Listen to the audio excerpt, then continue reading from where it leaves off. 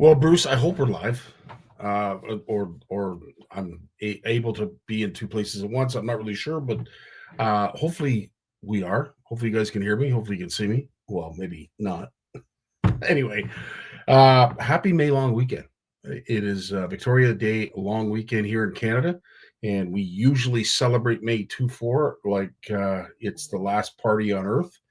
And I will say I have lots of fond memories of May 24, May 24. Usually it was out fishing. Usually I was heading up somewhere because it was walleye opener somewhere. But yeah, I always loved May 24. I don't. It was the beginning of the summer.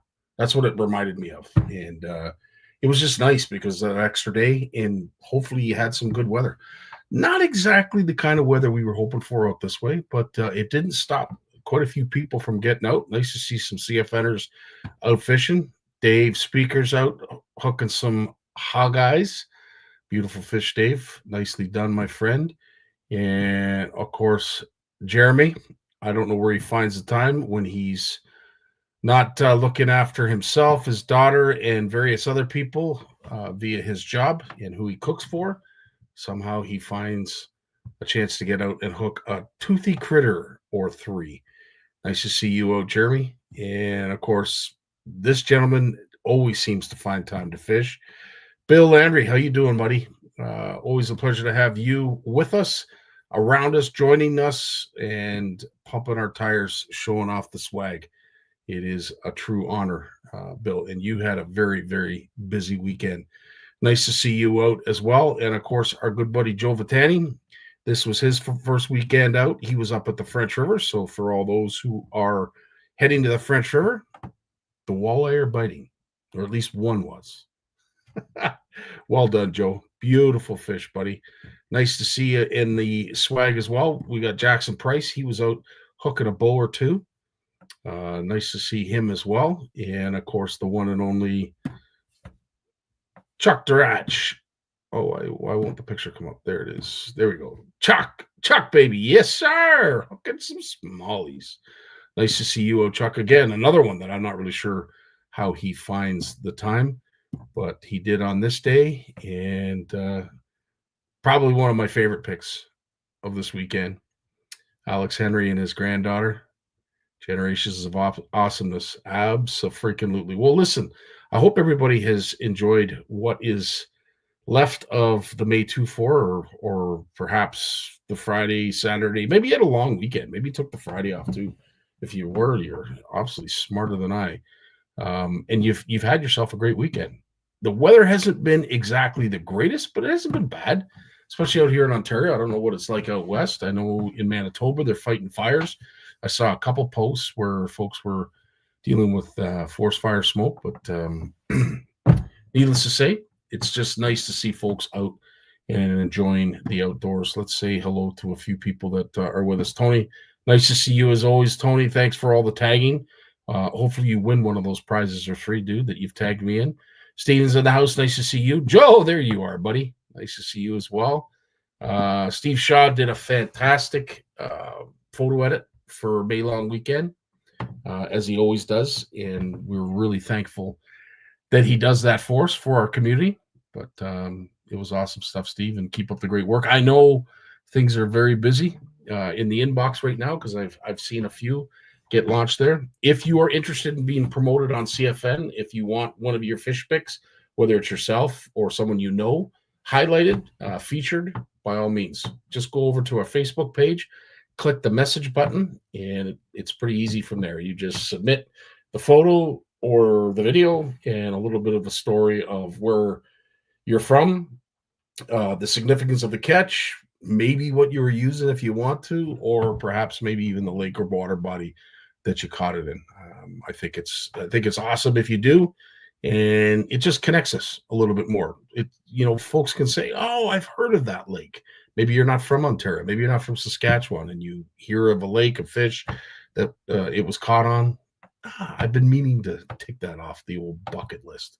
So just it basically connects our community in a way that we get to know where each of you are.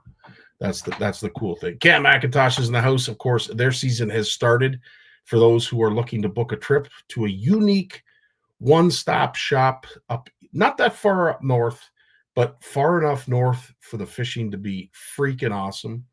By all means, reach out to Tracy, and Andre will guide you in.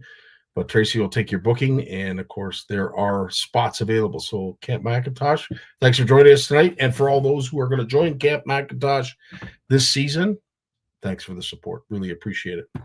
Richard Dunlop's been a busy man. Speaking of which, you saw all of that wonderful swag that we were sharing.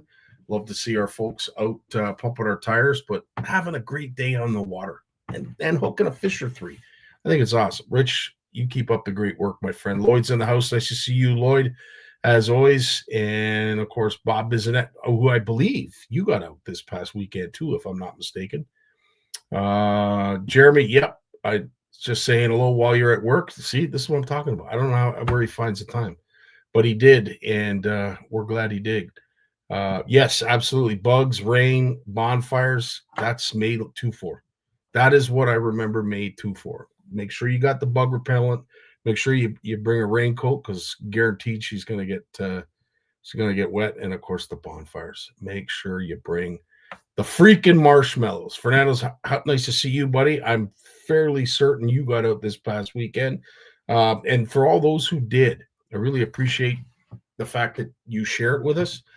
And including myself, so that we can live vicariously through you. Jim was asking me just before we went live, what did you get done? Nothing super productive where I can say, holy crap, look at this. But a lot of stuff behind the scenes that needs to get done and needs to get addressed. That is what I've been busy this weekend, and I was so thankful of having the extra day, because I get to join the Monday with you folks, and really appreciate it. Jay's with us. Nice to see you. Adrian, Big Ugly, I'm still in the French. You lucky dog. Brad's in the house. How you doing, Brad? He's been busy. Another one that's been busy this weekend. Jim Fowler's with us. Oh, look at all you folks. Love this. Love it. Love it. Love it. Love it. Don't forget the beers. Don't forget the yes. That was a staple back in the day, but as you might imagine. No, just kidding. But nice to have you. Of course, happy Victoria Day long weekend. It is the one that we celebrate each and every year in the month of May. Look forward to it each and every year, because it is the beginning of our fishing season. It really it's the shotgun start of our fishing season for those who aren't as hardcore as some. If you're out like Jay Barnucz, or you're out like Fernando or Bill Landry, and you're out that god awful weather, because you have a passion that is at a level that's not at the rest of ours. We're enamored by it. Truly, I am. I admire everybody that's able to do it. But if you can't, and you do what I do, which is live vicariously through the Bills, the Fernandos, or anybody else, the Lukes. I mean, there's a whole host of folks. Jim Fowler's, Joe Vitani's. We really appreciate it. So thank you for that. As I said, it allows us to get through each and every week if we're not able to get out and wet a line. It is our 10th anniversary. For those who don't know, we are commemorating it in so many freaking ways. Love the fact that you guys are along with us, especially here on our Monday Night Lives, as we always do. If you're interested in wearing some swag and pumping the tires and supporting the community that you are a part of, that you don't have to pay to be a part of, we'd love to throw this on your back. That's the man there to call, Richard Dunlop. He is willing to take your order as we speak. Of course, we have our commemorative CFN jersey. This is a one-shot deal. Once the year is up, this particular jersey will become a collector's item, and all the proceeds for these jerseys are going directly toward our Derby on Wheels. And for those who are aware of the Derby on Wheels, thank you for that. We're going to be doing a post, putting a really cool post together, so that it explains what it is that it represents and what it could mean to your community if, in fact, you want to employ the services of the Derby on Wheels. I'm really proud of it, because it's something that I've always wanted myself, and especially our CFN community, as a part of our legacy. At the end of the day, what do you want to be known for? Getting folks into fishing. Getting folks fishing. That's truly all it is. That's all we want it to be, and making sure that they do it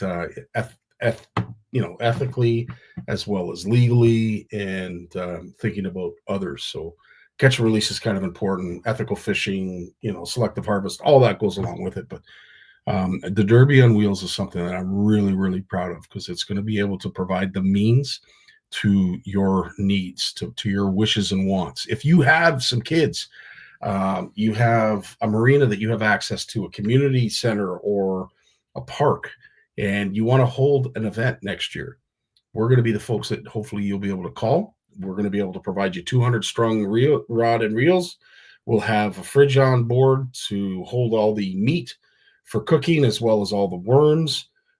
As I mentioned, we'll have a cooktop that's been donated by Enbridge. We'll have the means to broadcast to the community that's there at your event, as well as a Starlink to broadcast to the masses beyond the event. So for all those that are interested, please, we'd love to have you a part of it, and we'd love for the message to be pushed, shared, promoted, or just echoed. If there's somebody out there that has thought about this, or is interested in something like this, or has been held back because of not having the means, hopefully CFN will be there in a big way to help you out. We got lots to talk about tonight, but again, it is a Monday, so I have a wonderful announcement to make. There are only 2 beds. That's right, only 2 beds available at Horwood Lake between the days of the 10th and the 16th. That is our 7th annual CFN retreat up at Horwood Lake Lodge. Really looking forward to it this year. The price had to go up, as everything else in this world is going up, but the fact that it's still under $1,000, and you get your meals, you get your boat rental, you get shared accommodations, fuel, bait, and a nightly fish fry included in all that. It's not a bad deal, man. It's not a bad deal at all. Love to have you up there. Please get a hold of Warren and Doris. If you are one of the 2 that would like to book the last 2 beds, you're going to be sleeping with Richard and I. Bring earplugs. That's all I could say. And of course, it is Victoria Day Monday. What would a Monday be without a Monster Monday shout out? And of course, this will be our 4th annual OFC Nation retreat at Camp McIntosh, September 24th to the 28th. There is still room available. If you are interested in partaking, please get a hold of Andre and Tracy. We're going to be doing a lot of promotional videos upcoming, so that if you aren't able to make the retreat, but you'd still be interested in, experiencing McIntosh, again, join us each Monday so that you can share in videos like this to whet your appetite.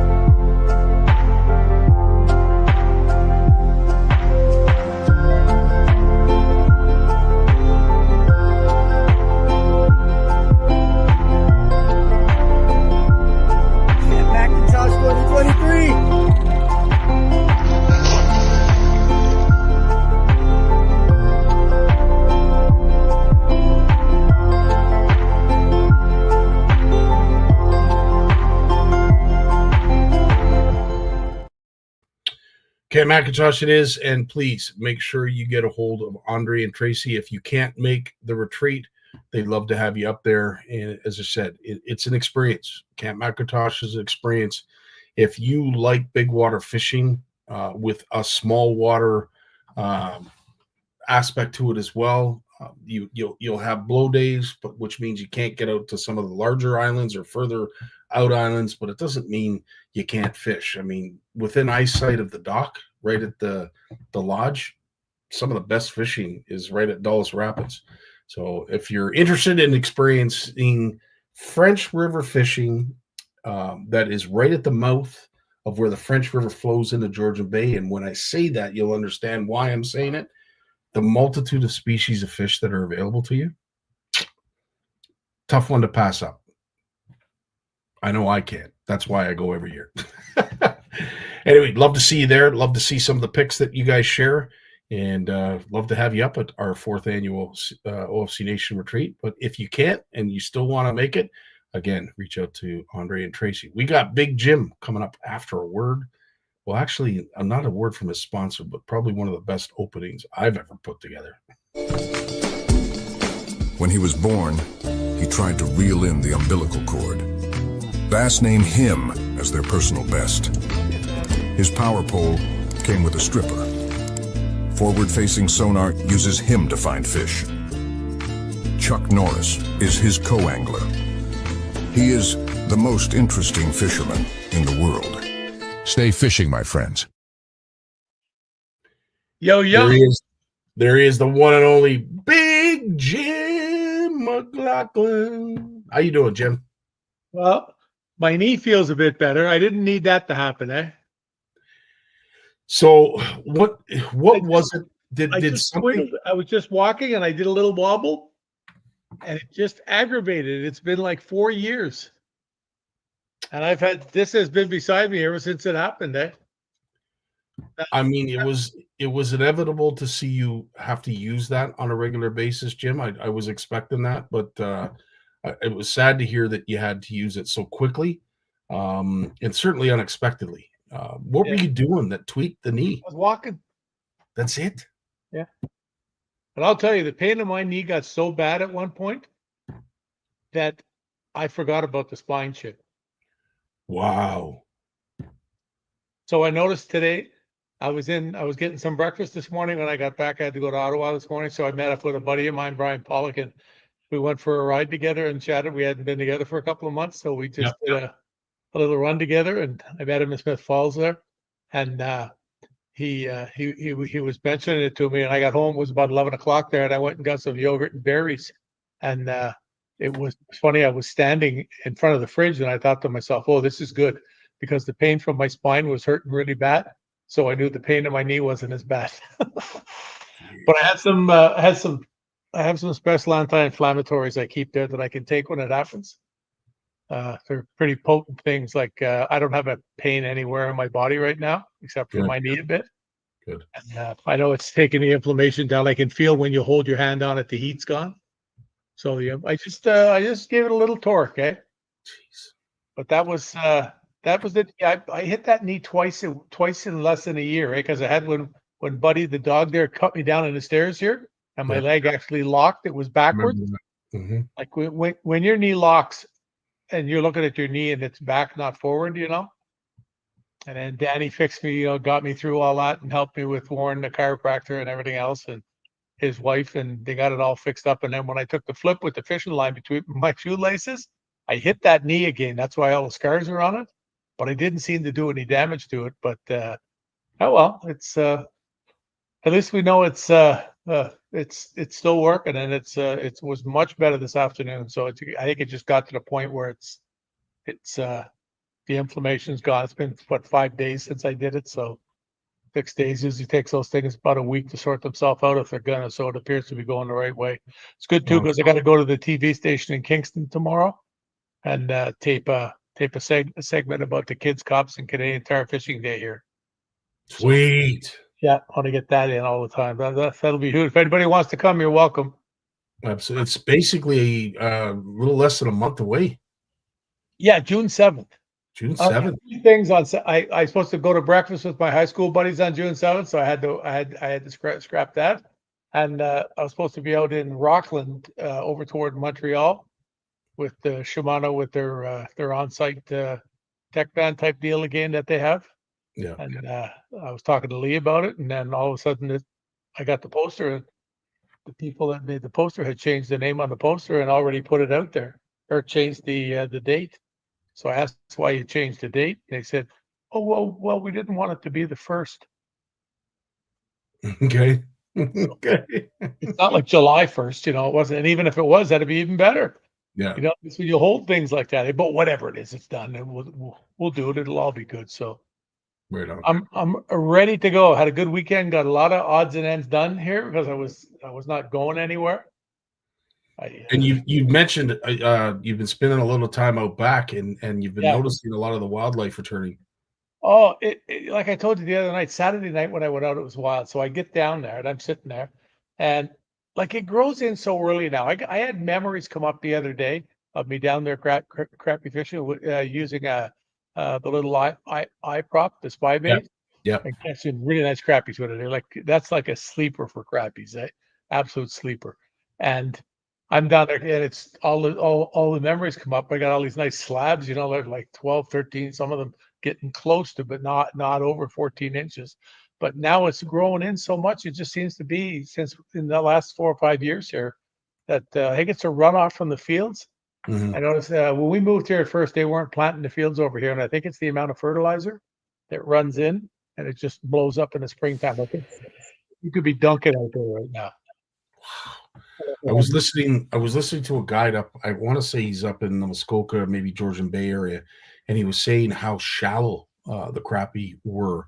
At least this past week. I don't know if they were this weekend for those who were Oh, fishing. yeah, it depends. It's like a lot of places they've gone to start to spawn because I see people showing the pictures of them and they're really black, and that's when they're actively spawning. As they call it, putting their suits on, eh? Right, right. They turn that actively black. But anyways, I went down there the other night. I got a chair there, punked my butt in it, didn't fall in the lake, and God, the water had gone down too because it had gone down a few inches because you'd had to sit with your feet in the water to be on the edge, and that's a pain in the butt going up with wet feet every night.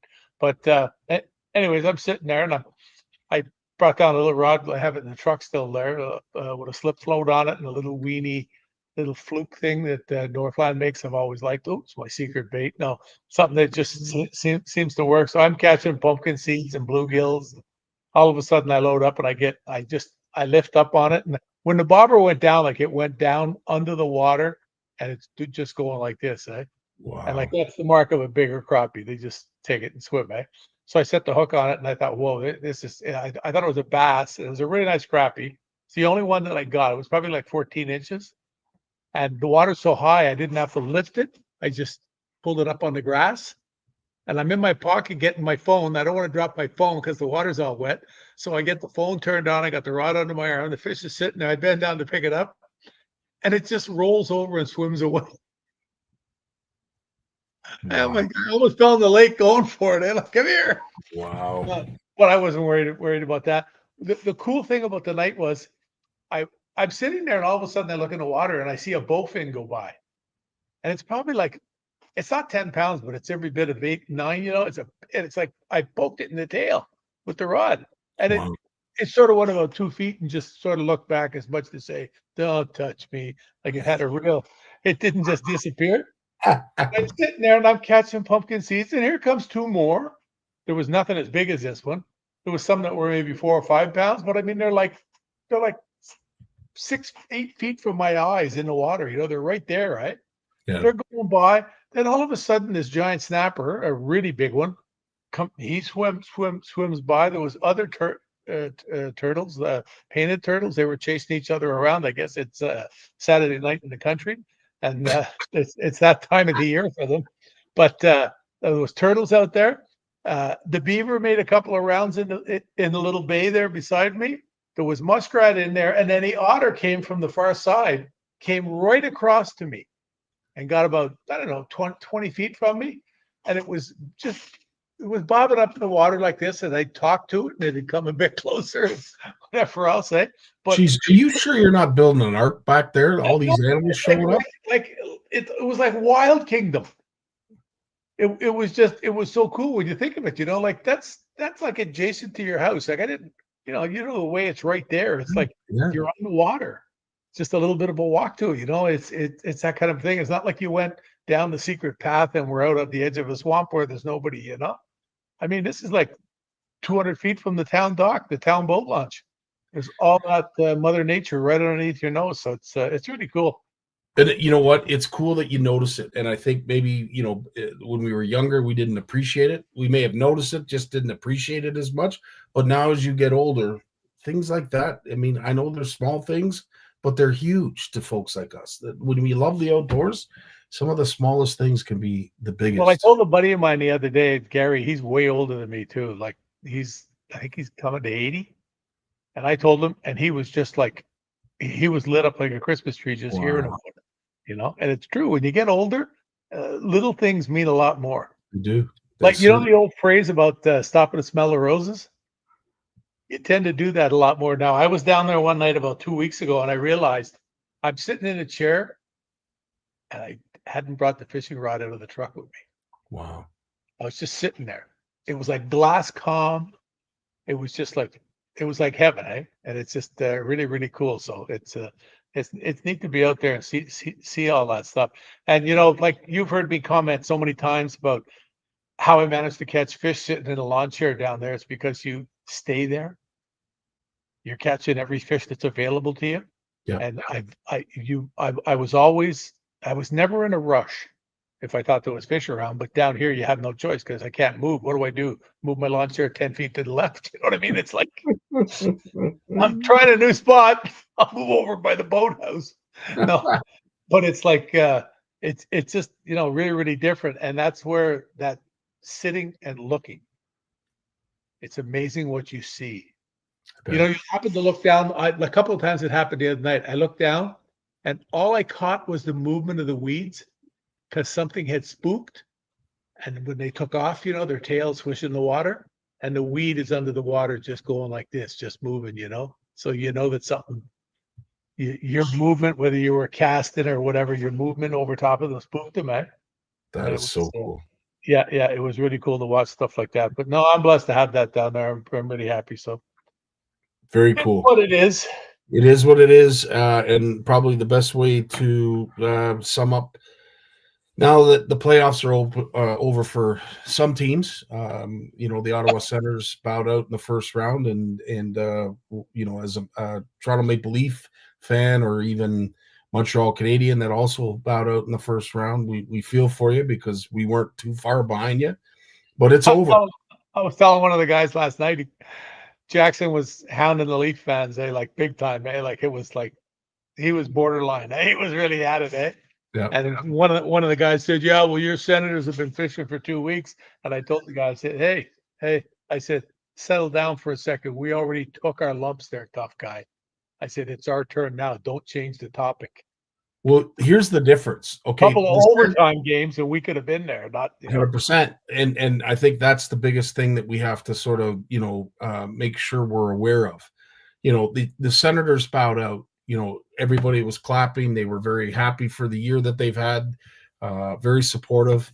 You know, we lose, and all of a sudden now we got to clean your house. Like everybody's got to go. Last night there was a clip I watched that it was the time on the clock in the rink was 10:23 or 10:43. It was 10 something. The time on the clock, and the stairs were filled with number 34s and number whatever, I don't know, all the Leaf players, number 16, because it was the back of the shirts. The people going up the stairs, they were actually stopped. There was so many leaving. Yeah. At the end, it was really sad, and that's the difference. That I don't know, the fans in Toronto are just different. There's something about it, you know. They've grown up like that. I don't know whether it's the big money that they pay money and they get, you know, huge bucks, so they get really pissed and they leave earlier, or what it is, you know.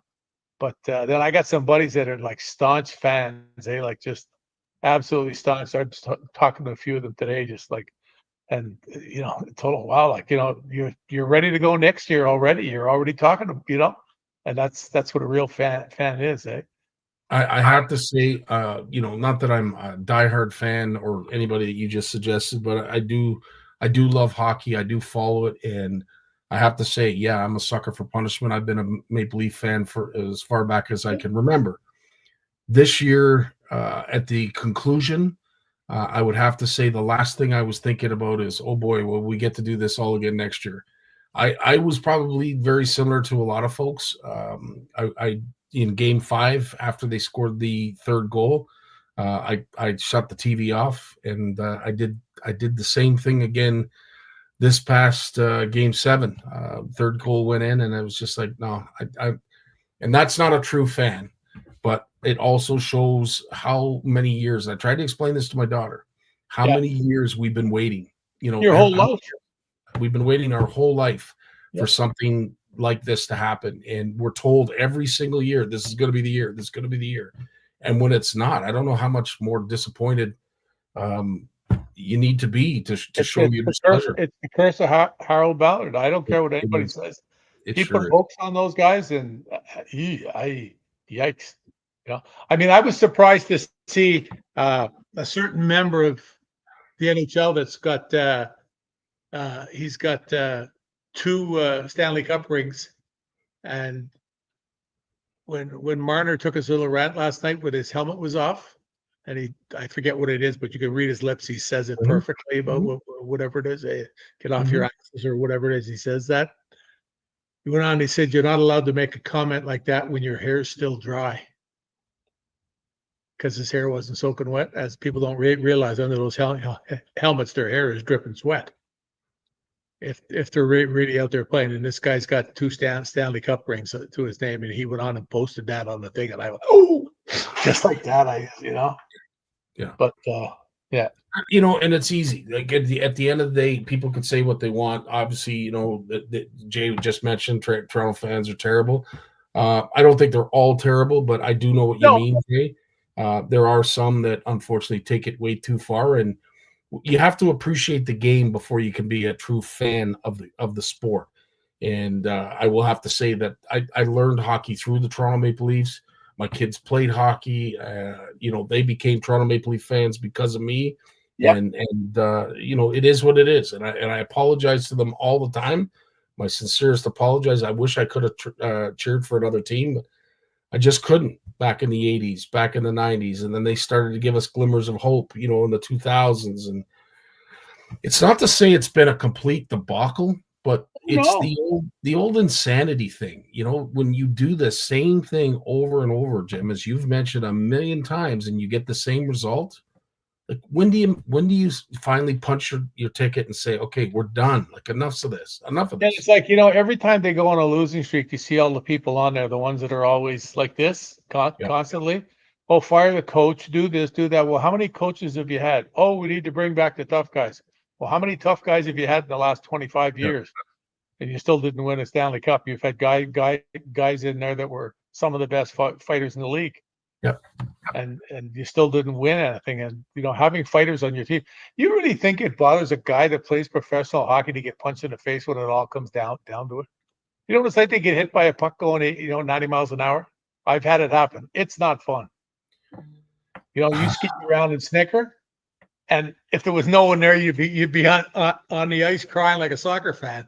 You just, you know, or a soccer player. I mean, you just they don't realize that.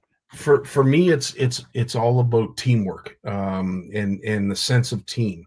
And I will say the Ottawa Senators showed us, I would say, a better example of that during the playoffs than we did in this past round. I'd like to say even the Montreal Canadiens showed a lot more of that than perhaps we did. And when I say that, again, you know, there's a barbaric part of hockey that's just the game. It's just, if you understand the game, you just understand it for what it is. And unfortunately, when your goalie gets removed, I don't care if it was a light tap or if it was, you drank too much at a party. If someone did that to your goalie, you don't just lay back. And that's the part that I couldn't understand. This individual, that goalie Stoller, is the reason you got to where you were, and was probably your hope of winning that playoff series, if not the Stanley Cup. And when he went down and nothing happened, that's when it wasn't one of those things. It wasn't a big vicious hit. I don't even think most guys never realized. It was more like a brush than anything else. Like, he didn't go like this. He just went by him. When he got hit in the face there a few minutes before with the puck going 80, 90 miles an hour, that's what caused the problem. It was the puck. You know, because I mean, he was dizzy. He should have. They even said that about the protocol for concussion. They messed up on that. Yeah. When you get hit like that with a puck in the face, like, you know, I had one once go off the top of my helmet playing with the guys that long time after I wasn't playing hockey much or anything. It just went, and it wasn't even a vicious shot. And it went off the side of my helmet, just at the top. They just skidded off the back corner. Yeah. And for about 15 minutes, Scottie, I wasn't thinking straight. I went and sat on the bench. A couple of them actually came and talked to me. And I don't know whether I got a concussion from that, because when it was gone, it was gone. But it happens really easy. Sometimes it doesn't take much. But most of the time when it happens, it's because you get popped. Mm-hmm. And an 80, 90 mile an hour puck in the face, Mm-hmm. that's a lot.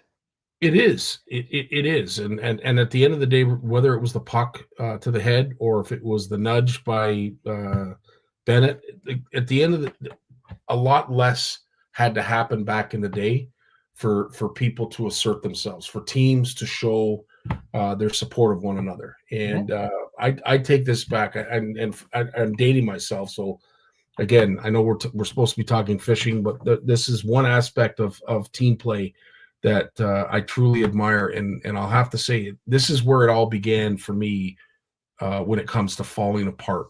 Nick Kypreos used to play for the Toronto Maple Leafs. Nick Kypreos went into Chicago Stadium and unfortunately got an elbow to the nose by a then tough guy, Jim Cummins. His shirt, do you remember this? His face was a mess.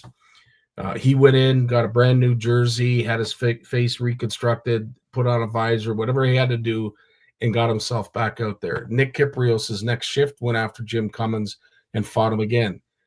The only problem is unfortunately he couldn't see because his eyes were all swollen from the broken nose from before, and his reward for stepping up and defending himself, he got hit again in the face, and there was now even more blood all over the place. And no one stood up for him. No one jumped in. No one did anything. And I said from that point, and I keep saying it, if we don't start sticking up for our teammates in Toronto, we're never going to win as a team. You're never going to win as individuals. It's just never going to happen. And I have to say, I know it was a minor thing, but people have asked, if Stollard was in the net, would this be a different series? Well, I guess we're never going to know now, are we? And what happened to Bennett? Like nothing. Anyway, that's the barbaric side of the sport, but it also sends a message. After him, and somebody went after him in a game or two later, and he beat the crap out of him. And there's that. So it's that's what it is. You sort of even if that was supposed to be the sort of settling of the feud, then he George, my apologies, my friend. Trust me, we will ramp it up from here on. That is the limit to what we're going to talk about when it comes to hockey. For all those who are two competitive guys having a rant. Yeah, my condolences to you, but to the Senator and Canadian fans who are probably saying, "Yeah, well, you know what? We know all about it. So what are you so sad for?" We beat you to the good fishing spots too. Exactly. So something that we can be proud of is what happened with our good buddy Coop. But as you mentioned before we went live, Jim, it wasn't just Coop that was up there. It almost seemed that every single Canadian was. They had a really good weekend. So Cooper came sixth. He got $11,000 for that US, so that's about 3 million Canadian. So that's pretty good. Chris came 13th. He got $7K. Gussie was 26. He got 5,500. Our buddy who we had on, Greg De Palma, came 21st, and he got $6,000. The nice thing about it is Cooper moved up to 28th in the standings for the Classic, so he was way out. He's back in now. Chris is sitting second for Angler of the Year again. No way. So this is setting up for him to win Angler of the Year again, coming back here, right? Wow. Because he's gonna, he's not back here yet, but when they do get back up this way for the smallmouths, you have to figure he's gonna finish strong. But I wrote those down just to be sure I got them. So that's pretty cool. I like it. Cool too, because there was a certain aspect of a certain video that was shared by Bassmaster that I'm going to share now, and Coop kind of took a page out of your book at one point during the weekend. Jim, have a look. Give this about 20 minutes. Hear that fish?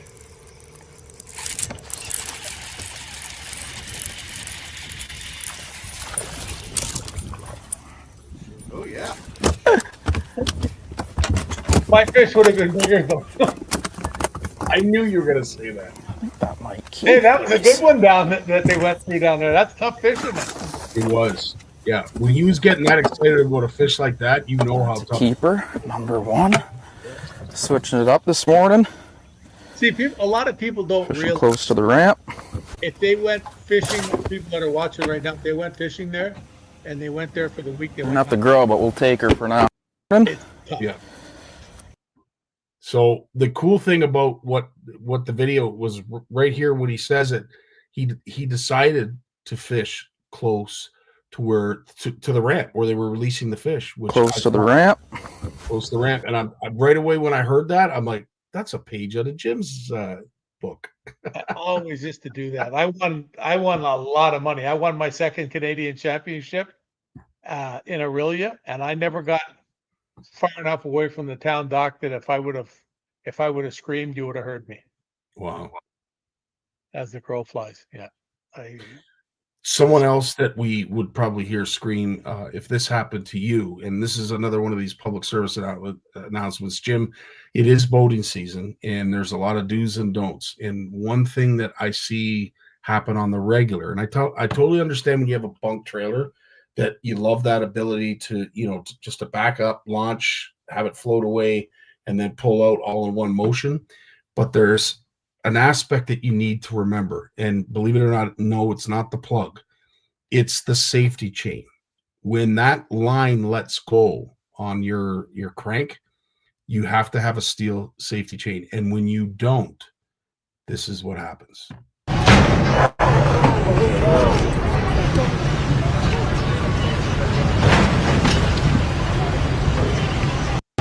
As you can see, cable lets go, and that's a tilt trailer too, I think. So you see it dangling there, but it's basically the mount rope that mounts to the eyelet at the bow of the boat.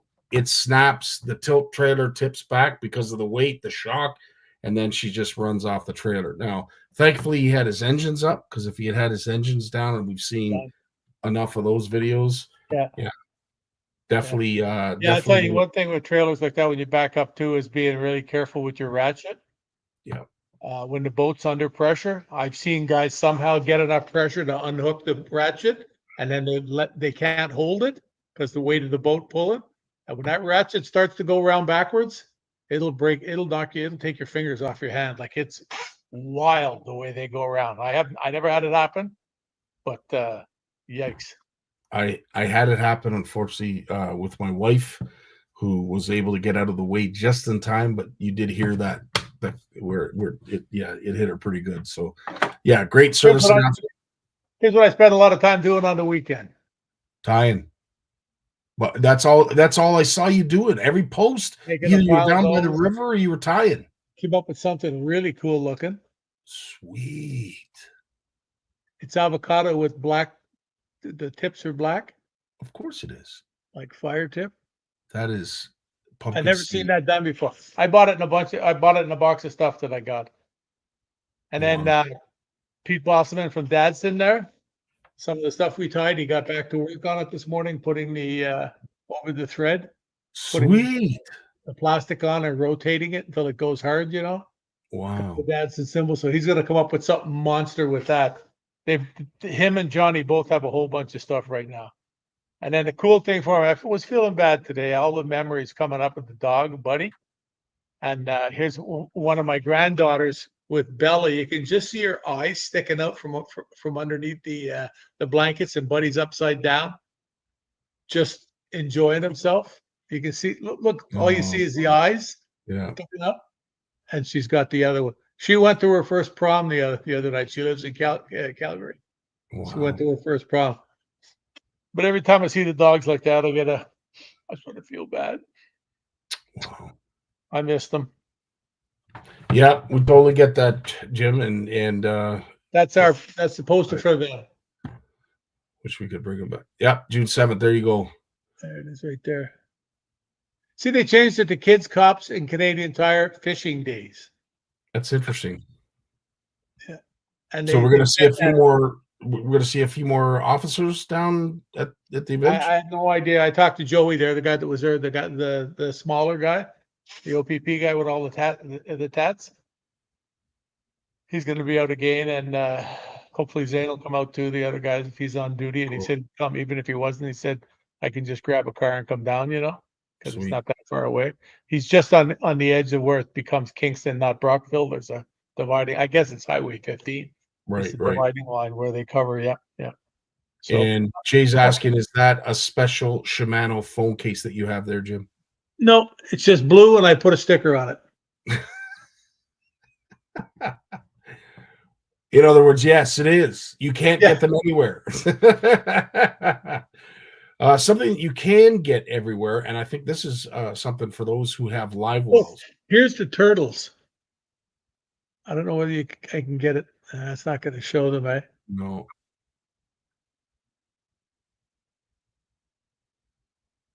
There, see them? I see one of them. Yeah. You can see one swimming around. Yeah. That's the lady, I think.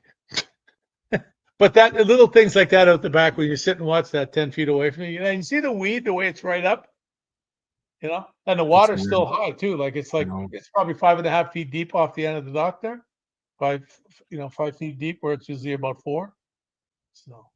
So something very cool for live wells. If you have a live well and you're looking for, how do I clean this out? How do I disinfect it? How do I do it and not harm the fish? This is a great old remedy. It works like a charm too. Labatt's 50. Getting them live wells clean. A little trick you don't know. Distilled white vinegar.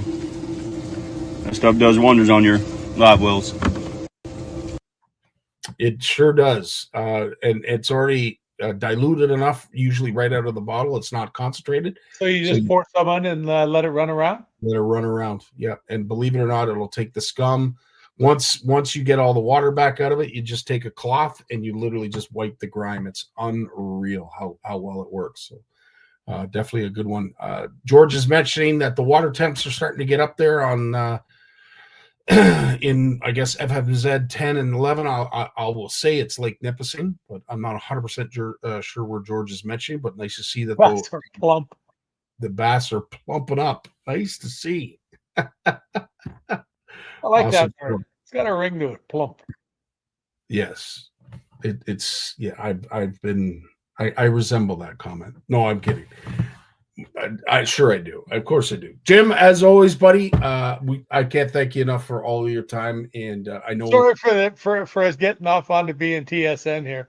No, and I think everybody's been talking about it. You see it on Facebook, like everybody's talking about it. So, we're Canadian anglers, and hockey is part of fishing. I don't care what anybody says. If you fish, most likely you watch hockey. At least in Canada, you do anyway. So it goes hand in hand, and how can you not talk about it? All I will say is it's sad to see all the Canadian teams out, except for the Edmonton Oilers, and go Oilers, go. That's about all I can say. I think they'll go to the final. I think they'll find in their stride. So yep, find in their stride. So I think so too, buddy. Anyway, you take care of yourself. Hopefully, your knee gets a little bit better, and we look. Everybody be safe out there. See you all next week. Yeah, baby. Right on. We have Jay Barnucz coming up right after a word from his sponsor, because Lawrence is not here tonight, and Jim's probably going to have a word with him. Memo in his file. Just kidding. Right on, Jim. You take care of yourself, bud. Be good, guys. Peace. The fear of failure is failure itself. The world of science rewards the ones who are willing to try and fail. Because without the courage to embrace failure, ideas remain ideas. But with that courage to fail and to learn, ideas can change the world. They sure can, but they will not change the outcome of the Toronto Maple Leafs. Unfortunately, Jay. Oh yeah, the Leafs. At all? Do we even want to talk hockey? No. Well, I'll be honest. What happened last night? So we'll talk about my weekend up at Nipissing with the boys. But so I was pretty tired after 3 long days, and I watched the first period. It was 0-0, right? And then, I'm like sitting there in the rented cottage, and I'm kind of like half asleep. Like, okay, come on, boys, get it together. And then it was 3-0 after 2, and the energy just left. And I'm like, I got to drive 6 hours tomorrow. So I said to Trevor and Owen and Jeff Penner, I said, boys, wake me up if they win. This old man's going to bed. I've been here before. And sure enough, I woke up. I said to Owen, did I miss anything? You didn't miss anything, Jay.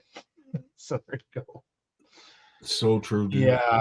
It is what it is. And for anybody who follows a team, who has followed a team for as long as some of us have, and it was shocking for my daughter to hear, like, oh, you've gone through a few of these. I said, oh, Aaron, my good Lord, yes. This is, we don't usually get this close, mind you, but we've been through a lot of these these heartbreaks. Like, it sucks. I'll admit, I'm not a fair weather Leafs fan, but I've been a Leafs fan my whole life. And during the years where I've watched them when they're terrible, but during the years when they're good or playing good, it's almost more frustrating, right?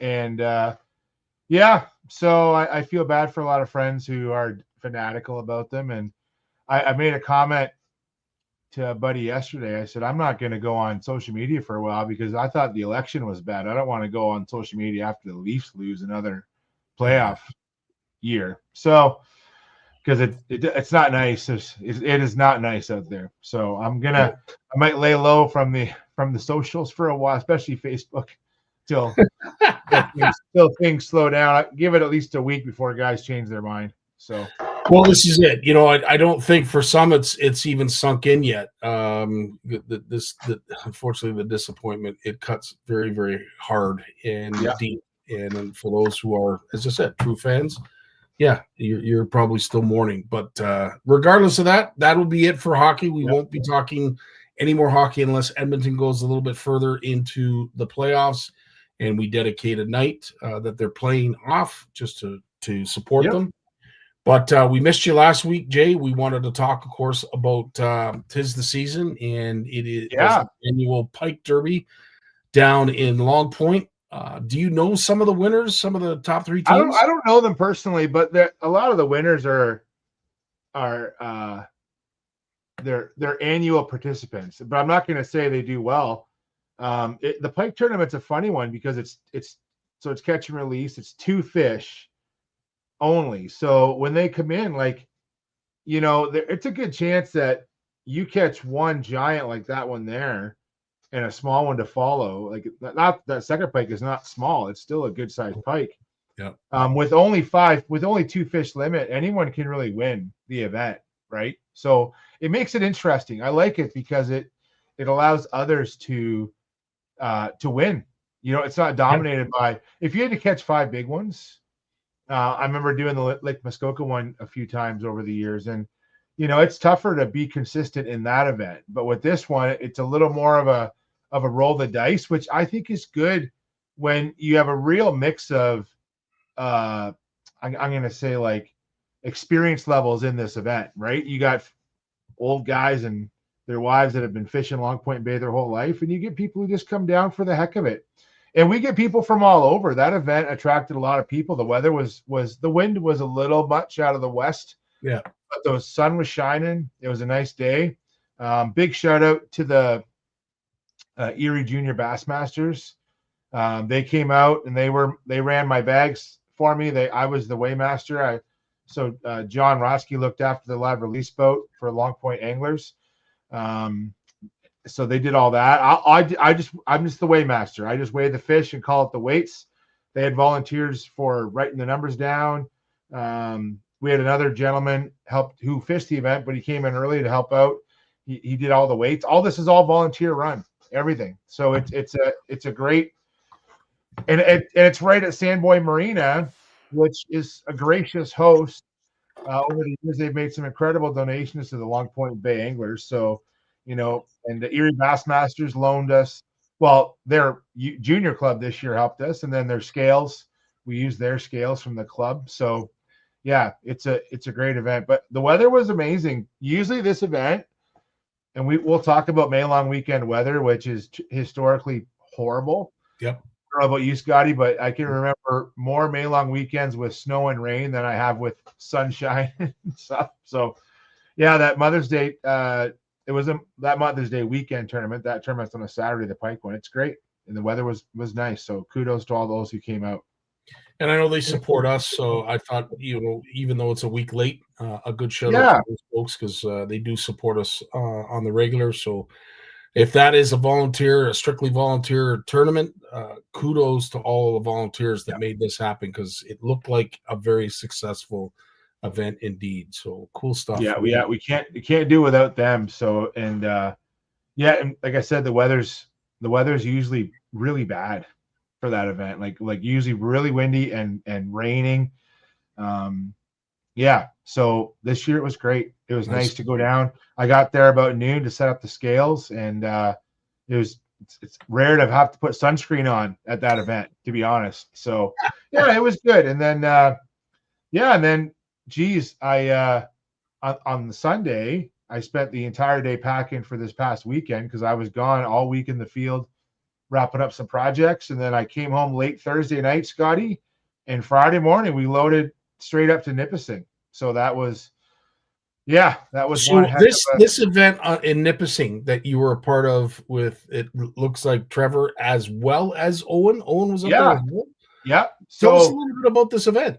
Yeah, so it's the Ontario Kayak Bass Trail. Well, two events took place. It's kind of neat. The Ontario Kayak Bass Trail have their annual opening weekend event now with the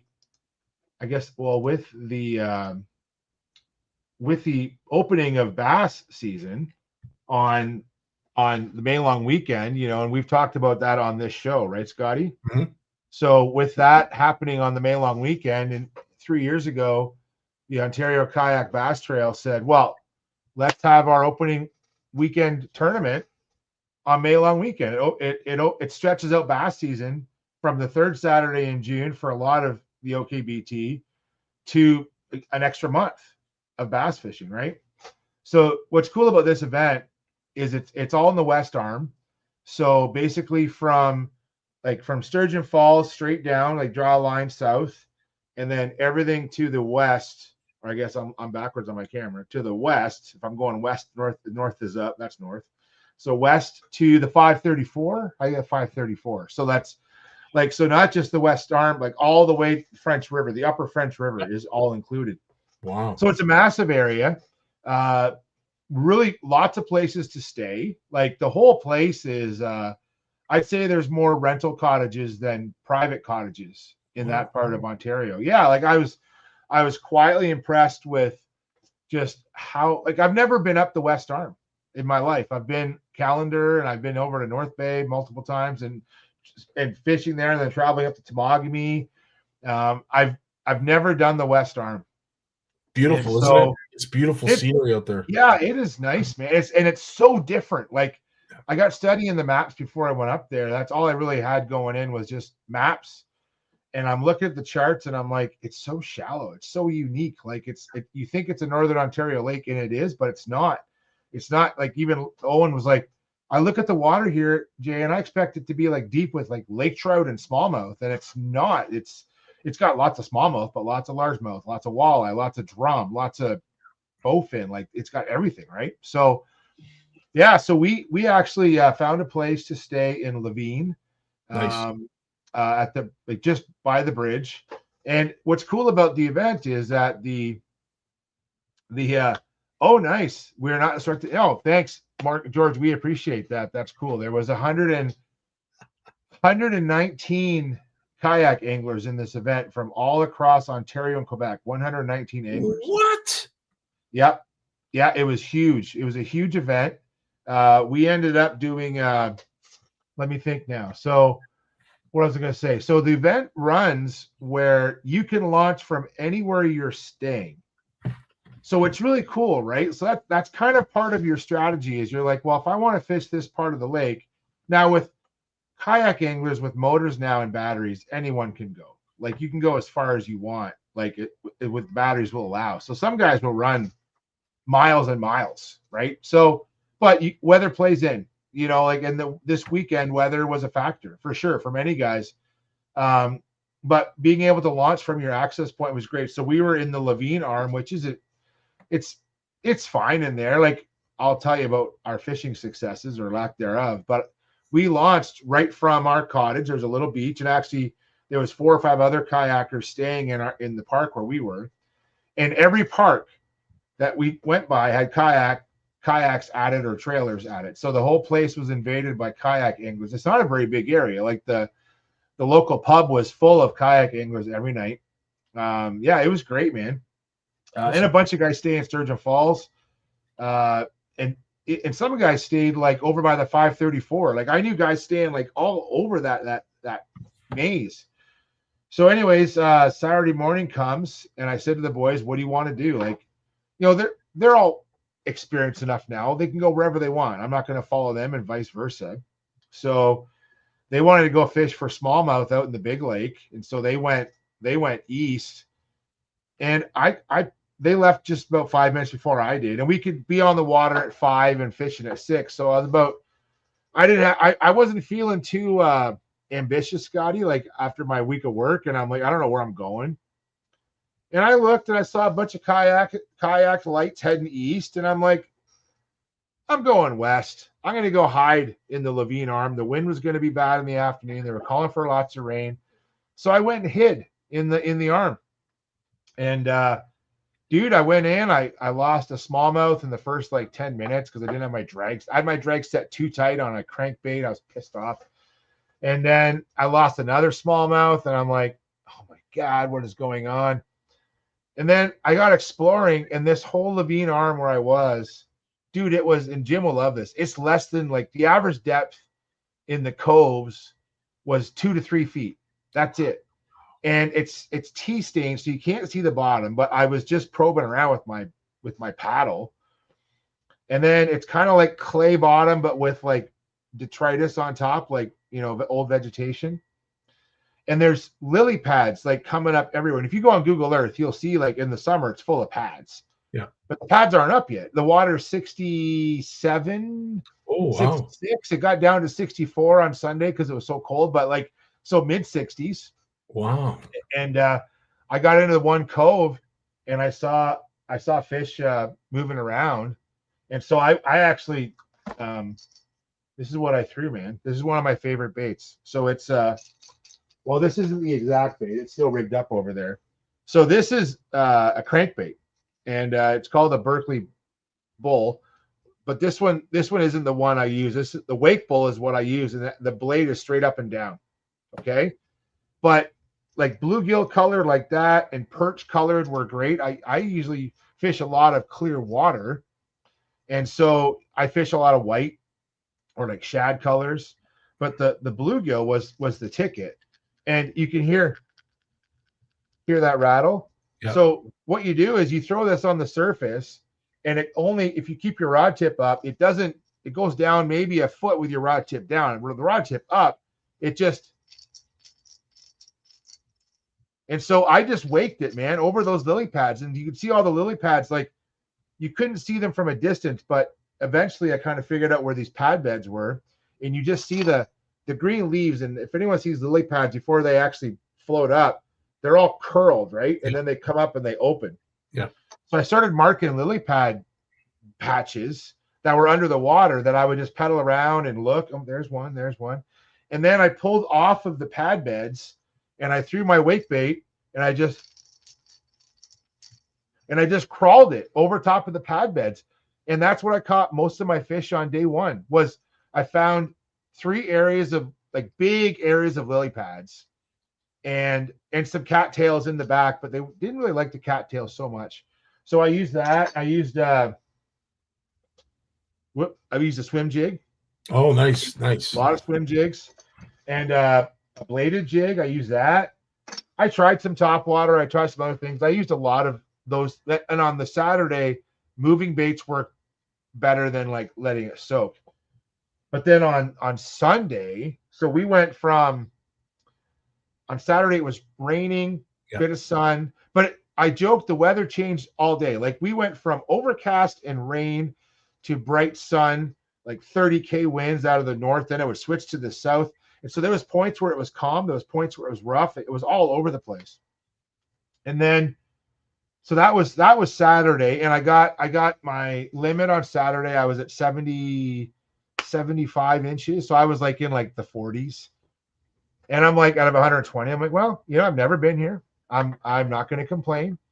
And then the next day, the weather was worse, right? Like it was like 3 degrees with the wind chill is -1. I had my toque. I'm glad I brought my striker ice gloves, dude. Like my good striker neoprene gloves. I'm glad I brought those. I'm glad I had base layers. Like it was cold, dude. Yeah. And so I went out, and because it was really windy on Sunday, I definitely wasn't going exploring. I'm like, I'm just going to go park my big butt in those lily pad beds, and I'm just going to wait those suckers out. Now, a buddy said to me that we talked to some anglers on the Saturday night. He suggested, like, I told him the pattern I was running, and he's like, don't be afraid to soak a soft stick bait on the Sunday when the weather changes. Mm-hmm. So I went to the same areas. Yeah, so I went to the same areas and used my wake bait, my swim jig. I got not a sniff. And I just picked up soft Max Scent General, Berkeley, throw it out, and I would let it just soak. And I would count to like 10, like slowly. And then I would reel it in and throw it to another spot. And it took me 3.5 hours, but I got my limit, man, on the second day. And I'll share the image I sent you guys. Oh, that's not it. And if I'm not mistaken, Jay, this was the official standing. Yeah. So this is the official for the three of us. So remember, 119 guys. The top limit was 192 inches. Chris Wodiak from Sudbury, he got 192 inches or 109, and Chris Totosco got just behind him. Like it was wild. Like, so you're talking a 19.5 inch average for 5 fish per day. That's what they're averaging, man. It is wild, wild, wild, wild. Like my biggest fish was 17.25.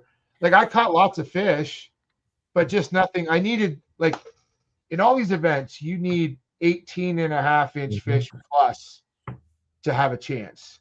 Yep. And my biggest was 17.25. I caught 15s and 16s. I after my first 2 mess ups on the first morning, I fished pretty clean the rest of the time. And even if I would have landed those 2 fish, it wouldn't have put me up in the top 10 where you want to be. Like I fished the best that I had. And what I mean by fishing clean is that I didn't make any more mistakes. I didn't lose fish. Like I literally, I don't know if anglers do this or not, but I do this sometimes. Like I went out prepared for a mix of smallmouth and largemouth, and I was out there and I'm in this bay and I'm in this area and I start fishing, and sometimes I'm not happy with my choices. Maybe there's a life lesson here somewhere, but I'm not happy with my choices. So Scottie, I literally looked at my rods behind me and all of my kayak, all these rods standing up, and I'm like, and I love fishing for shallow largemouth. That's what we do down here in Long Point all the time. So I said, that's it. I am changing. Like I retied probably, I think I had 9 rods. I think I retied 7. I'm like, I'm putting this fluoro reel on this rod. I'm moving this rod to this reel, and I'm moving.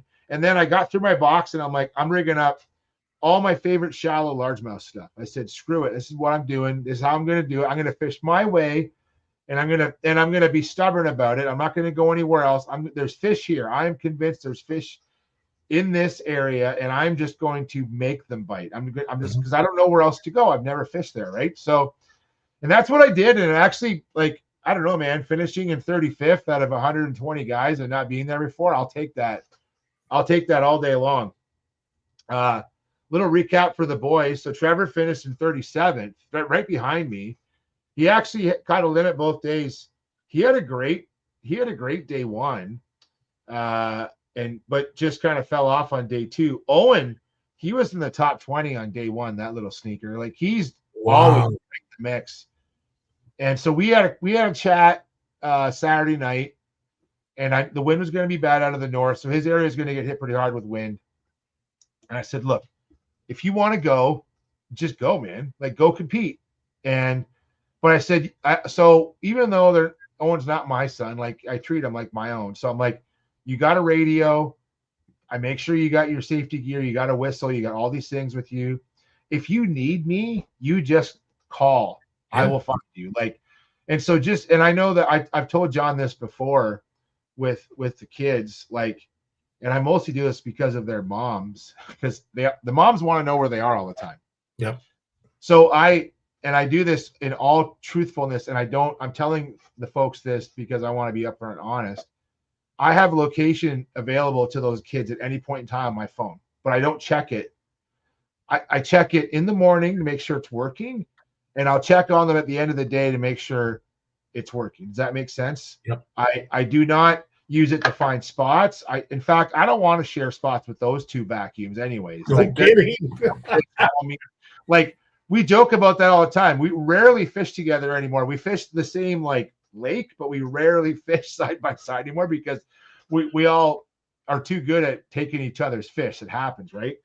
So and so it's just really important to, like, these are 17, 18-year-old kids. I know they're not little kids anymore, but we want to look out for them, right? So but truthfully, those two kids that I hang out with, and my son included, they know what they're doing out there. I trust them. I trust them to be fine. Yeah, they might flip over. Yeah, but they know what to do if something happens, right? Like, stay with the kayak, use your whistle. If your phone gets wet, that's fine. We'll find you. Don't you worry, right? So it's just important things and I think these are things that often get overlooked. But this weekend Jeff Penner was out there. He's newer to kayak fishing tournaments than the two boys, than Owen and Trevor. His mom was up there with them, so I knew Jeff's location as well. And I said to Andrea and Mark are friends of ours, and I said, I'll treat him like my own, to be honest. And if I need to go find him, I will. And that, I have the trailer in the van, and I knew where I was fishing all weekend. I was always within a couple miles of our cabin. Mm-hmm. I left the cabin open.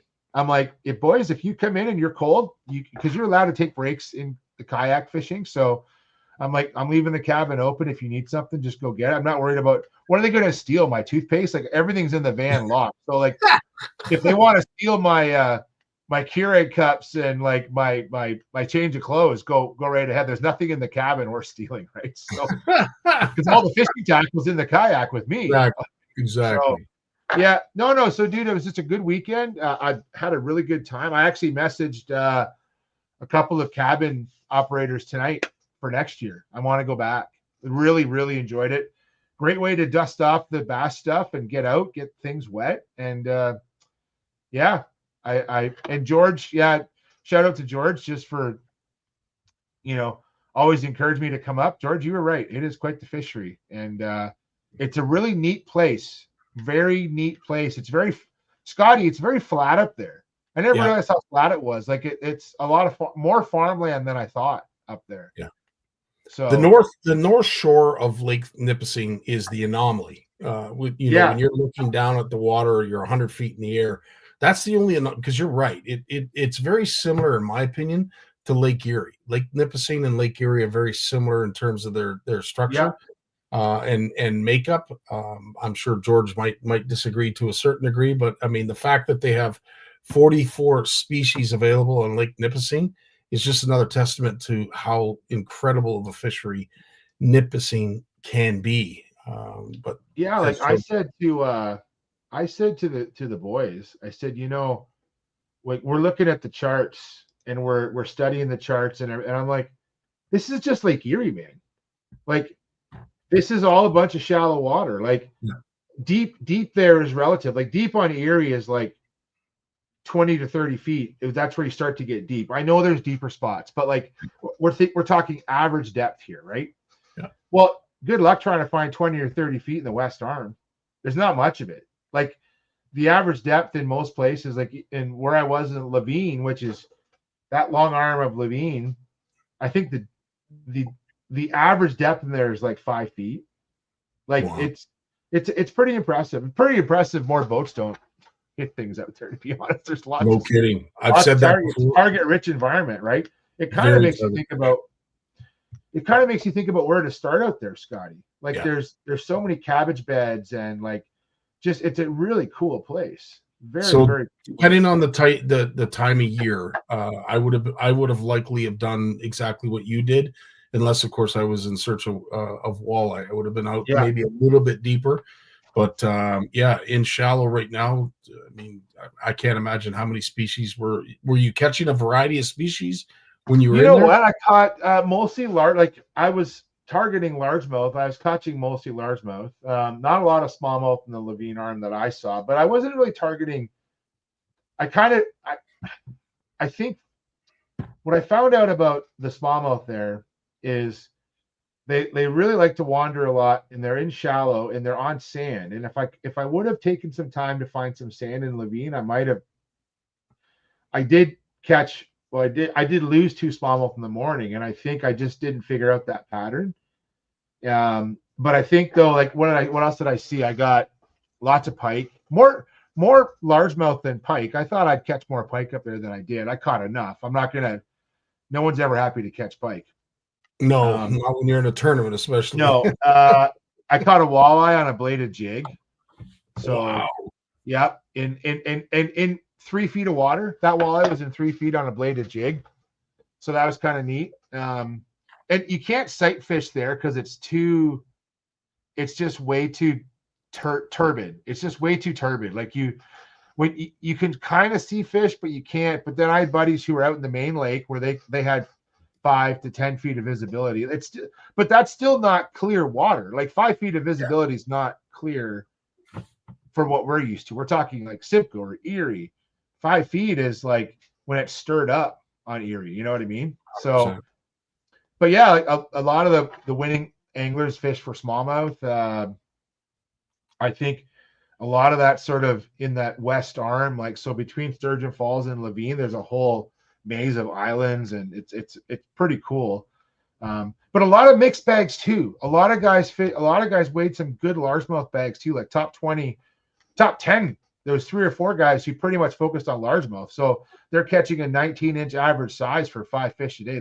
Those are great fish, man. Like Yeah, no those kidding. are all 4 to 5 pound largemouth. That's amazing. Wow. Yeah. That's impressive. So 100%. I'd love to go back. I'd love to go back and spend a week up there, man. Like you could fish that area for a week, and some of the cottage rates up there are cheap that time of year because it's their off season. Like they're in May. They don't really call it like official. Like their good seasons like starts in June. Yeah. So even though walleye opens May long weekend for a lot of the resorts, I think because the weather's unpredictable, they don't really charge a lot until you get into June. Like so, sort of June 1st until about Labor Day, they sort of charge their full price. But then if you go after Labor Day or in May, it's pretty reasonable prices, man. 100%. It really is. It really is. Jay, you're 100% right. Fishing walleye shallow, there really is nothing like it. It's pretty cool. No. Jeremy's got an interesting story. Here is a funny story. This old guy came up to me on Saturday talking about his buddy catching a 22-pound pike 3 weeks ago on a lake next to the lake I was fishing. I told him nice. He then shows me the picture his friend sent him. I informed him that the picture isn't allowed and asked him how his friend knew it was 22 pounds. He said it was weighed. Again, not allowed. He turns and says he was a conservation officer up to 9 years ago, and it never says that anywhere. I told him to look it up.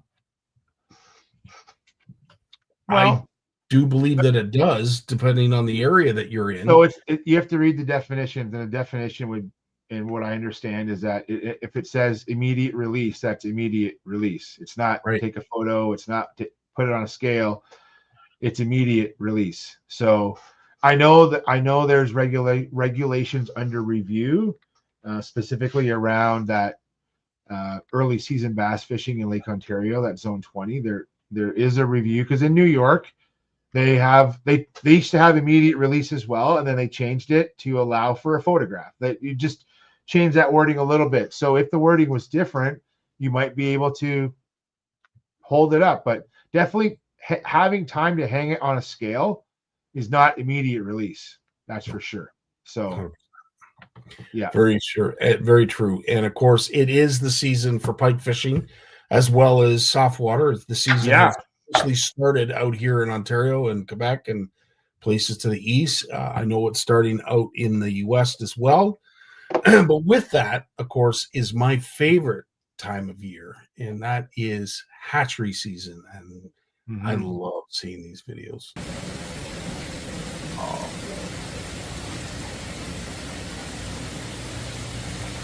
Well, this is the Saskatchewan Fish Hatchery.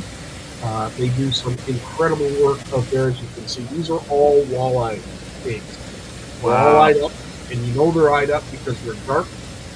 As soon as they go dark, you know that they're fertilized and they are eyed. The ones that are opaque or a solid white, those unfortunately are eggs that are either dead or did not get fertilized. Those you get the luxury of removing each and every day for hours on end, because if you don't remove the dead ones, they will fungicide and attach to the other good eggs, and eventually your entire bell jar, which is where all the eggs are spinning, die. Jeez, man, the amount of work, fish culture just amazes me, man. The amount of work it takes to take care of these fish, and a lot of this is done, like, especially at the volunteer-based hatcheries. You know, like it is so amazing. So we're going to share. It's so true, Jay, and we're going to share the video where they show how the fish are trapped and netted, and then the egg and sperm is removed them. So we're gonna be sharing that on Wednesday. They put a really cool video together, and I believe it was with a local news agency that they did it. So it's a YouTube video. It's very cool, and it will show you a lot of what you need to know if you're interested in what goes on when it comes to rearing and spawning walleye. So it's really very cool. Wow, that's great, man. That's great. Like, yeah, it's and it's such a, there's a lot of science to it, but it's such an art as well.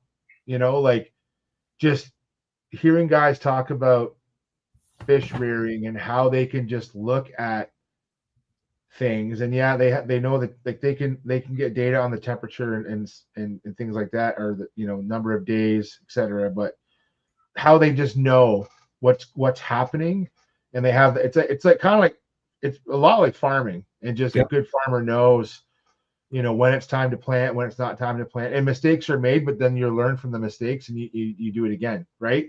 Yeah. And just like farming, Jay, I mean, unless it's a horrific weather event, you will have things that happen that are unexplainable. Yeah. Like all of a sudden, you know, there is no explanation, but every single egg in your jar is white and looks like it's stuck to cotton. And that happens overnight. And there's no explanation to it other than, geez, I was sure I put enough iodine through that system, or I was sure I took enough of those dead eggs, and without any justification, rhyme or reason, your entire jar is gone. So and of course, this gentleman, Richard Elliott, knows a thing or two, and of course is busy as we speak, having needing to tie 18 rods for tomorrow's school trip. Richard, God bless you, man. God bless you. I don't know where he gets the energy, man, because I'm tired as who knows what. Something that was really cool that I wanted to share with you as well. We're doing a lot of DIY stuff, or DIY tackle stuff, and I come across interesting videos that are shared. I don't know if this has any value, but I'm going to share it with you, Jay. Something unique. I've never seen this before, but I think it's really cool.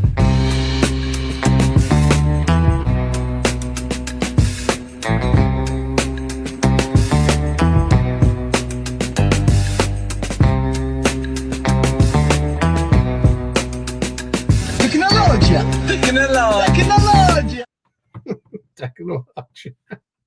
So basically, it's just two swim baits on a swim jig hook. Not super unique, but something I have never seen before myself. Obviously, you've got a bobber stop there as well to hold it in place. But the advantages of this obviously shows a lot less of the terminal tackle, maybe shows schooling bait fish. Jay, would do you see this having a benefit? I do. So I get where they're going with it, but I don't see that working very well, and I'll explain why. When you have a hook like that, that gap is designed to allow that plastic to compress for the fish to take the bait. By adding that second bait to that gap, you're closing that gap. There's not as much hook available for that hook set. So, what they might want to try is, and I think it's, where is it? Yeah, right here. This is from, if I can find this. Let me see. Oh yeah, here we go. Let's see if I can show this. Share screen, window. I don't know if that'll show up or not. Yeah. So that's called your double fluke rig. So when I saw the two flukes, I'm like, that's like the double fluke. This is actually there's Liam. There's you can tell that's Dr. Pizer right there. Yeah. But yeah, so the double fluke rig, this is a great way to imitate two bait fish. This, and you can see here, it's on a sliding swivel. So you have two swivels. One, you slide this on your line first, and then you tie this other swivel on. And basically, if anyone's worked a soft jerkbait before, you just twitch it, right? You twitch. Yep. And as you twitch it, these two baits just kind of go back and forth across each other. And I think that is a better imitation of that erratic action from both baits, especially this one, the one down here that's like a floater bait. This one gets really erratic. So, and there's a cadence with this presentation. You really got to know how to, like, at what cadence to give it the jerk, because you're right. Like, one swims in front of the other, then the other one swims in front of the other. Like, it's quite a unique action. Yeah, I agree. We have shared it here before, and I remember asking Jim if he had seen something like this. Not super popular up here. I know it's a lot more popular down in the States, but who's to say that trend isn't going to change after tonight? Sure. Now, last but not least, of course, there is we have the CFN fish off that's going to be coming up, where Mike and I are going to be making an announcement very, very shortly. Part of that, of course, comes on the heels of the need to identify your fish. And for those who aren't 100% sure what a snakehead is and a bowfin, if you don't know the differences, Sandy Kennedy, who is a very prominent angler in our community, she does a fantastic job explaining everything you need to know about the two of them. And then we'll get Jay to add a few suggestions as well. But have a look. My public service announcement. Now, I've been getting a lot of heat on some of my posts in certain groups. When I'm catching a snakehead, people are saying, it's not a snakehead, it's a bowfin. Number one, if you never caught a snakehead, you're probably wrong. One of the main things you'll see on a snakehead is they have a pointier head than a bowfin. A snake-like pattern sometimes, not always. Sometimes they're solid black. And the elongated anal fin. It's a dead giveaway. Hopefully I catch a snakehead and a bowfin today so I could show you the difference. So here's a snakehead. Pointy head, pattern, very long anal fin. Now, Jay, before we go on any further, is she hit it over the head with a paddle? Like, I've never seen a snakehead this cooperative before out of water. Yeah, I'm going to say she's probably sedated it. Sedated it. We use that proper term, sedated. Because they are ferocious out of water. Like, they literally, when you get it in the boat, you might as well step up on the seat and just let it wail away in the gunnels, because it's a typical fish out of water. Pattern, very long anal fin. Snakehead. And this is a bowfin. See? No elongated fin. There's the green fins too. It's actually spawning right now. That's a bowfin. Well, thank you so much, Sandy, for that. And I'll tell you, it couldn't have gone any better having caught the two species, but some other takeaways as well. both are very ferocious animals, or fish animals, Yeah. whatever you want to call it. They're very ferocious. So at an initial hook set, it can be a bit of a mystery as to what you've actually got on, Yep. because a snakehead and bowfin will literally attack your bait exactly the same. The difference, in my opinion, is a bowfin will eventually start to tire, Yeah. whereas a snakehead seems to have a third and fourth gear. And as I mentioned, you get them in the boat, just make sure you've got all your hooks and everything tightened up, because when that Yeah. thing starts flailing around, good luck. So I'm gonna share another photo with you, and this is a true tell giveaway for a bowfin versus snakehead. Okay, Right on. so this is from the Connecticut Department of Environmental Energy, but there's a bowfin. This is the underside of a bowfin's jaw. Okay, Yeah. This is called the gular plate, or it's called a bony plate. Snakeheads don't have this feature. A snakehead, and I wish I could find snakehead. Well, I don't know if it's going to show up there or not. Yeah. So you see here, like you can see underneath the skull, it's vacant. Like there's like a gap, because that's where the gills are, and the gills disappear, right? So underneath the snakehead, the gills come together, kind of like you think about a pike or a muskie. Under the jaw, the gills all sort of come together. But on a bowfin, they do this, and they don't. There's a gular. It's called the gular plate, or you call it a bony plate. And bowfin have that, snakehead don't. So there are other differences with anal fin rays and all these other things. But if you really want to make certain, flip it over, look for that bony plate, and that will tell you that it's a bowfin. It's interesting too, Jay, that you show that picture, because one of the distinctive features that a lot of folks look for is that dot on the tail, and not all bowfins will have that. That's right. Yeah. So sometimes you don't know what you've caught if you don't have that dot. Sometimes you mistakenly think that it's a snakehead because it doesn't, when in fact it is a bowfin, even though it just doesn't have that dot. Another question that I get asked a lot in regards to those species of fish, Jay, is one is an invasive species and one is native to most bodies of water. Which one is it? Ask that question again.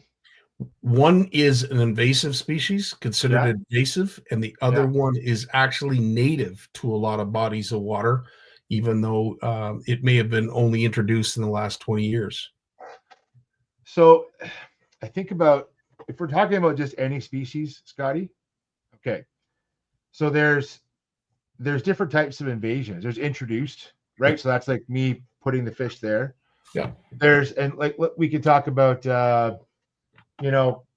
smelt in some lakes, in inland lakes in Ontario, right?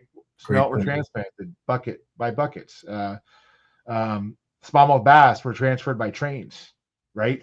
Historically. So that's being introduced. There's natural invasions. So the flathead catfish moving into the Thames River, it's believed to have been a naturally invading species. It's still an invasion happening naturally. That's what happens. In the Kawarthas, the Trent Severn system, the black crappie, bluegill, a lot of them weren't transported. They moved there on their own. So there's natural invasion. So there's deliberate invasion, there's natural invasion. But like crappie are a native species that's invaded a new lake, versus you could have a non-native species like common carp invade a new lake. Do you see all these different, like, exactly, sort of like these are all definitions of invasive or non-native species, right? So, and also too, like once a fish has been in that body of water for, I believe it's 50 years, it's considered naturalized at that point. So species like rainbow trout in the Great Lakes, heck, any salmonid in the Great Lakes other than Atlantic salmon, lake trout, and lake char and brook char. Don't want to get George all riled up tonight. But I want to make sure that the other species are all introduced. So brown trout, rainbow trout, chinooks, cohos, pinks, those are all introduced to the Great Lakes. So a recent invader that's making some headlines is in the park in Algonquin. Northern pike are moving up the Madawaska River into lakes in the park that didn't used to have northern pike. And so that's going to cause some problems. But these natural invasions happen. That's how we have fish where we are. Like after glaciers left and waters receded, fish moved around on their own as lakes were connected to other lakes by rivers, and that happens. So the only thing I will say from what I understand, Jay, you're going to correct me if I'm wrong. A bowfin has naturally introduced itself a lot later back in time than the snakehead. The snakehead is relatively new to our bodies of water. Yes, it is considered an invasive, but naturally introduced. It's not something that was brought here by man. Yeah, so in our area, this was all glaciated, right? Yeah. So when glaciers left, meltwaters connected all the lakes. And then there was also what's called isostatic rebound, where the weight of the ice was gone, so the land heaved up. So as meltwater levels dropped, and as the land rebounded, lakes and rivers became isolated, right? And so those fish that were there maybe stayed there. If there was still river connections, they would still move around. And this happened over thousands of years. There was the ice sheets just didn't suddenly disappear. This happened over time, slowly and steadily. So species like bowfin, like they're very abundant in the Great Lakes, but they moved inland as well. But it's funny how you don't see a lot of bowfin in, let's think about like the Trent Severn waterway. Yep. Right. So there are some bowfin, like Lake Simcoe has bowfin, but good luck finding a bowfin in, I'm trying to think now, like Balsam Lake. I don't think I can't think there's bowfin in that, and that's the top of the system, right? At the other end, there's bowfin coming up the Trent River, but I don't think they're above Campbellford. So I can't think of seeing bowfin in those areas, like in Stony Lake, or I'd have to double check. But do you see how that's an invasion that they only went so far? They might go further if they choose to, but some species tend to move more than others as well. So whereas snakehead, and this is what happens with invasives, Scottie. When invasives come in, this happens whether it's a snakehead, a goby, a zebra mussel, the population just climbs like crazy, like up exponentially. And then what happens is it plateaus, and then it'll drop a little bit, and then it'll kind of like level off. And so with snakeheads, they just have so much good habitat in the US that they're making the most of it, right? So rainbow trout are doing the same stuff to brook trout still. And we've talked about this with dams, and how dams are needed to manage sea lamprey, right? They're a great management tool. Well, you take those dams out, never mind sea lamprey, you got brook trout and brown trout that are we've heard the fights on the credit about this, right? Where, well, they want to catch big brown trout, but you got native brook trout that are being decimated by non-native browns and rainbows. I don't object to that. Like I think, why can't we have both? Why do we have to have brown trout where the brook trout are? Because the brook trout, they can't outcompete the browns and the rainbows long term. So this is all invasive species. This is all non-native issues that happen. And whether you're a snakehead or a bowfin, or whether you're a brook trout or a brown trout, these are the problems that we're faced with invasive species. And I was listening to a couple of podcasts recently, and they've suggested that in the US, possibly invasive species are the greatest leading cause of fisheries decline.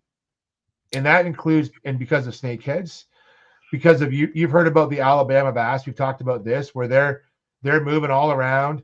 People are moving them, and they're decimating. Once they start to interbreed with smallmouth, the smallmouth are just wiped out. And now you're left with all these tiny Alabama bass that don't get big like the smallmouth did. And so even though Alabama bass in certain rivers are native, they're moving around because people are doing it. Like that's an invasive species problem. And I think invasive species are probably one of the biggest risks to our ecosystems of any other species, because it throws everything out of whack. That includes smallmouth and walleye in the wrong places. Like there's my buddy lives in Wyoming. There's rivers in Wyoming where the brook trout are being decimated because of an invader. And this invader, and there's literally thousands of them. It's burbot. Like, there's so many burbot. They're having burbot derbies to get rid of the burbot because they're killing all the native strains of trout in upper like mountain streams in Wyoming. Burbot, Scottie. Who would have known? Who would have thought? Pumpkin seed in Europe are problems. Like this is like, it's not just we get caught up in the news with snakeheads and sort of like the fear of the monster fish, right? I think probably pumpkin seed and rock bass have done more harm than snakehead ever will, to be honest. I have to agree. Right? Yeah. Agree. Soon it will be goldfish. No, I'm just kidding. But they're all problems, man. And I think I think that we get caught up in some of the media about this, and we should, but we need to look at the full perspective that what is native and what's not native, right? And how does that affect our ecosystems? So, Very true. Jay, as always, my friend, I so value your time, and I know you've been busy. Was it a success? Your work? Oh yeah. Yeah. It was a great success. I look forward to going back. Good. I really enjoyed the idea of going bass fishing a month before I would normally go bass fishing. Truly, like I've just now extended my season by an entire month, and if I could, and it's not a matter of like, it's not really so much because the cost of living up there is cheap this time of year. Like to go for a week is not the most expensive trip.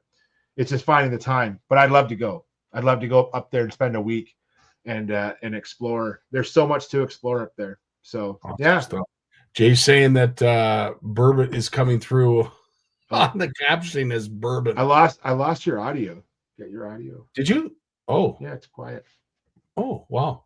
Well, Jay, thank you so much for all of your time. You have yourself a great week, my friend, and we will talk to you. Peace. And that is the end of our show. Again, we missed our good buddy Lawrence. Thanks to Jim and Jay. Hopefully everybody's had a great May-long weekend. Yes, it is coming to an end. And for some, unfortunately, it is coming to an end, whether you like it or not. If you're a Leafs fan, Ottawa, Winnipeg, Montreal. Yeah, the Canadian boys are done, except for the Edmonton Oilers. So go Oilers, go. Looking forward to seeing you go deep, deep, deep into these playoffs. Now that none of us else are around, we look forward to seeing your successes, and we wish you all the best, as I do each and every one of you this week. It is a short week, so hopefully you got out and enjoyed a weekend of fishing. If not, you get to do it again this weekend. I'm going to be fishing with our good buddy Moose. It is the Canada-U.S. Walleye Tournament. It is happening this weekend up on Sturgeon Lake. So looking forward to spending some time with my good buddy Moose. But in the meantime, I want to wish all of you a great week. Have yourselves a wonderful time. Enjoy that weather. Get out and wet a line. Love you all. Stay safe. Dave, it's time to take us away. All the best, guys. Peace. Well, as much as I hate to admit it, I guess we've run out of time. So I've enjoyed it, but I'm going to do something I haven't done since season 1. Turn out the lights. The party's over. They say that all good things must end.